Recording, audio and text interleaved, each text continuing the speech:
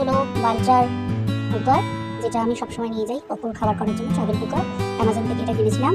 এখানে রেগুলেটর দেওয়া আছে অটো, ওয়ার্ম আর হাই মোডে। আপনি এটাকে হিট অ্যাডজাস্ট করতে পারবেন। এটা হচ্ছে হিটার পোর্শন। এর সাথে উপরে একটা ঢাকনি দেওয়া আছে কাঁচের, আর এটা হচ্ছে টপ যেটার মধ্যে রান্না হবে, আর একটা তারটা লাগিয়ে নিতে হবে। এটা হলো তার ফটো, বক্সের ফটোটা দেওয়া হয়েছে। এখন আমি রেগুলেটরটা অটোতে রেখেছি, তাহলে খাবারটা পুড়ে যাওয়ার ভয় থাকবে না। তারপর আমি একটু হিট করার পরে তাতে প্রয়োজন মতন তেল দিয়ে দিলাম, একটু দারচিনি আর জিরে দিয়ে আমি পকোড় খাবারটা আজকে রান্না করব। হোটেলে খুবই কম জায়গা, এটা খুব সুন্দরভাবে কম জায়গার মধ্যে রান্না হয়ে যায়। গরম হওয়ার পরে আমি একটু হাতেই নেড়ে নিলাম। নেওয়ার পরে আগে থেকে কেটে থাকা যে আলু আর পটলগুলো রয়েছে সেগুলো আমি দিয়ে দিলাম। দিয়ে নুন হলুদ দিয়ে আমি এটাকে একটু নেড়ে ছেড়ে ঢাকা দিয়ে রেখে দেবো।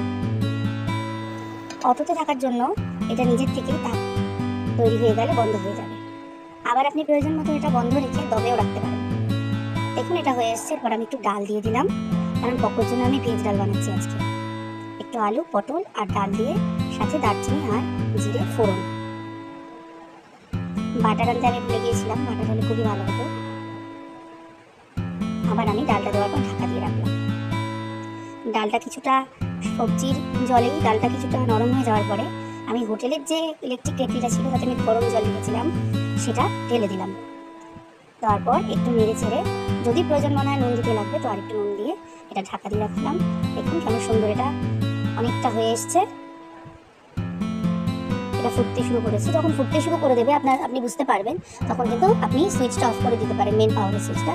ওই দমেই কিন্তু জিনিসটা রান্না হয়ে যাবে, কারণ নিচের যে হিটারটা সেটা অনেকক্ষণ গরম থাকে, তার উপর বসানো থাকলেই কিন্তু রান্নাটা হয়ে যায়, ইলেকট্রিকের খরচও হয় না। পকোড়া খুবই ভালো হয়েছে।